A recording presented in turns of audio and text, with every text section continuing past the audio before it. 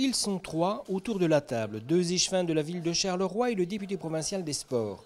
Leur projet est commun, organiser des stages dès la mi-août, période à laquelle les plaines de jeux, les PEPS, sont fermées. Il faut savoir que les plaines de jeux communales sont organisées sur une période limitée pendant l'été, pour la simple et bonne raison qu'on occupe en bonne partie des écoles et donc à un moment donné il faut rendre les bâtiments scolaires à la préparation de la rentrée et donc notamment sur les 15 derniers jours du mois d'août il n'y a plus de plaines de jeux qui sont organisées. J'ai été contactée par pas mal de parents qui étaient en difficulté à la clôture des PEPS de pouvoir trouver une occupation pour leurs enfants et donc on a essayé avec les services de la ville de Charleroi mais également m'est venue l'idée vu la richesse de l'offre organisée par la province de Hainaut de contacter Yves Lardinois pour demander l'organisation de stages par la province sur le territoire de la ville de Charleroi.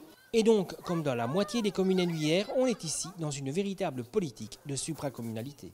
On travaille en partenariat avec la ville de Charleroi. La ville de Charleroi met à disposition les infrastructures et la province met à disposition les animateurs et fait fonctionner les différents stages. Donc ça, c'est vraiment la supracommunalité puisque pour le moment, on est déjà dans une trentaine de communes. C'est la première fois qu'on vient sur Charleroi. On s'est vu pour ne pas organiser les mêmes stages et donc il y a tout à fait une complémentarité entre la ville de Charleroi avec ses animateurs permanents et la province de Hainaut avec les vacataires spécialistes qui viennent dans certaines disciplines.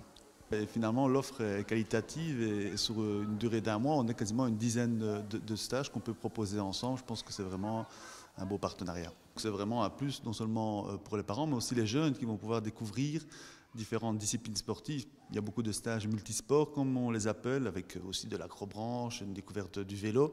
Donc ça va peut-être susciter des vocations et peut-être que les jeunes, à la rentrée, auront envie de s'inscrire dans un club. C'est aussi l'objectif de ces stages. Alors 3 stages, 3 semaines différentes et avec des activités différentes. Sur Gilly, par exemple, c'est un stage pour les petits de psychomotricité.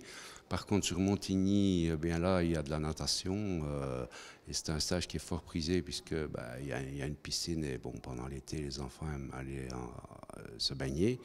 Et puis sur Couillet, là, c'est plus un stage pour les plus grands, 8 à 15 ans, où il y a du VTT, du tennis de table, de l'athlétisme.